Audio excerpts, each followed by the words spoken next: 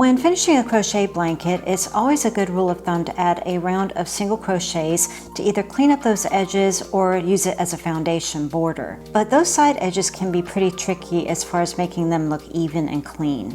So in today's video, I'm going to share how you can make that rough edge on the side look absolutely beautiful with this easy hack. I really wanted to put this trick to the test, so I decided to use a stitch sampler that I'd made for a previous video and see if it made that much of a difference. Here's the original single crochet border that I added to it for the video, and as you can see, it's a little bit wonky and uneven, and quite honestly, I didn't think it looked that awful until I redid it with this technique. And here it is, and I have to say I was blown away by the difference. Ooh! To do this, it's really not that complicated at all. We're going to be adding slip stitches to the rough edges before we do our single crochet border. Now just to clarify, we do not need to add slip stitches to the top and the bottom because we already have stitches there that can easily be worked into.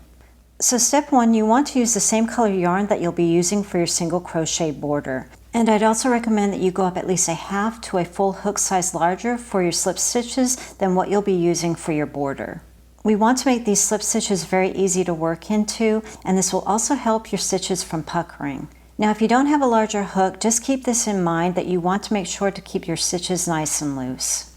Your goal here is to work your slip stitches evenly across the side, just like you'd be doing with your single crochets. So a standard guide for this is 1 stitch for a single crochet, 2 for a double, and 3 for a treble. Now half double crochets are a bit more tricky. It'll take either 1 or 2 just to get to that height of a half double crochet. So you're going to have to play around with that and see what you like best.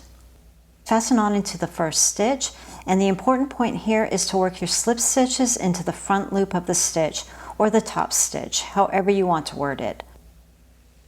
Now this doesn't have to be perfect, you're just trying to get into the top of the stitch instead of going around those stitches. Sometimes that won't be easy to see, like in this stitch sampler for example. I didn't always have a clean stitch to work into. So it does help to have something like a tapestry needle to help loosen the stitch if it's gotten too tight. Your ultimate goal is always that your blanket stays flat. So if it's getting too wavy, you need to reduce stitches. And if it's working too tightly, then you need to add more stitches. And again, remember to keep those slip stitches nice and relaxed, which will also help it to stay nice and flat.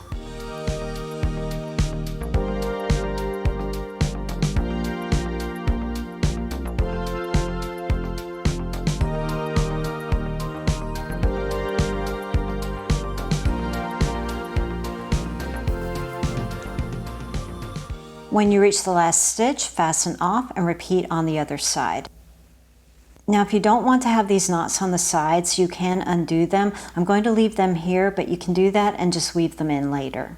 And now you're simply going to fasten back on and work your single crochets into the stitches as you normally would. Easy peasy. I decided to start in the middle instead of a corner just to avoid having multiple knots in one place, but that was just a personal preference.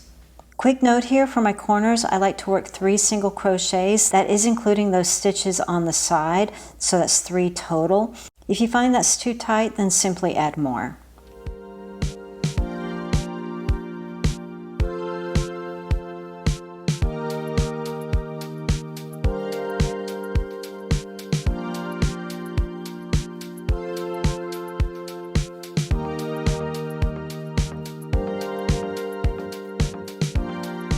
Look at the difference. You'll notice on the back side that it results in a little bump like a purl bump instead of a full stitch.